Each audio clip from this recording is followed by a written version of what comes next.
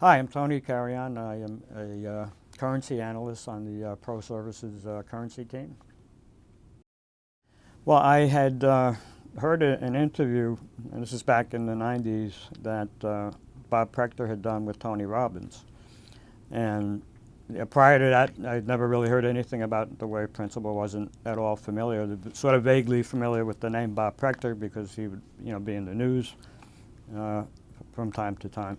That interview, I mean, for me, it was kind of the game changer because, one, Bob not only talked about how effectively you can model the price changes in the market, but also how the market itself, or the social mood that's reflected in the market, ties into different aspects of social life, be it politics, economics, and so on. Psychology, which is another interesting field for me. And so I was just blown away by that whole thing, and proceeded to get my hands on pretty much everything that he wrote on the subject, including the Bible, as it were, the Elliott Way Principle book, which I still have my dog-eared copy tucked away. To my knowledge, and having tried different things, there's nothing better, in my opinion, for modeling price action. I've used it as an analyst, for a long time. For about 6 years, I traded at a hedge fund, and all of my price modeling was based on the wave principle. What I did for myself and for the trades that I proposed to the portfolio manager. So, for me, there's nothing better. And I rely on it pretty exclusively for determining my price targets.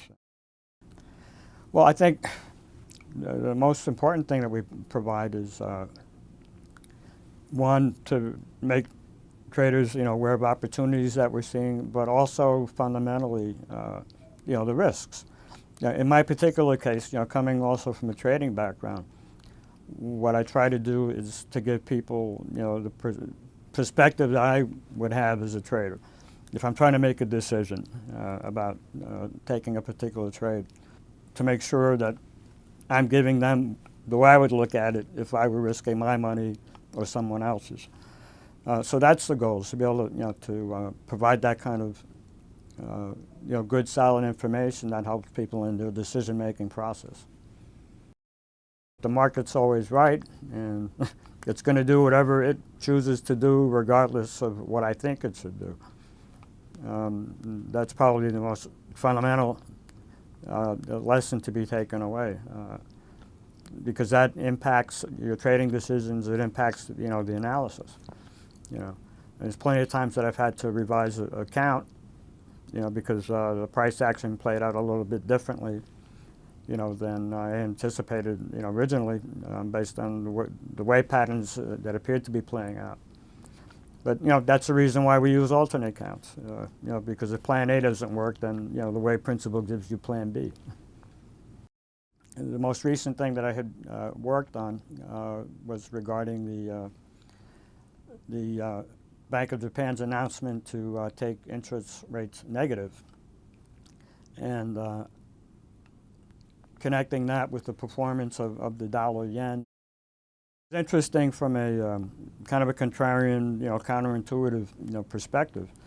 And so what I tried to do with the piece was just to point out that that this is the value of the wave principle, that it's not exogenous events like central bank actions that are necessarily going to influence the movement of a currency. That it's the underlying social mood, the prevailing market psychology, and how that's captured by the wave principle that's going to have, I think, or offer you a bigger insight.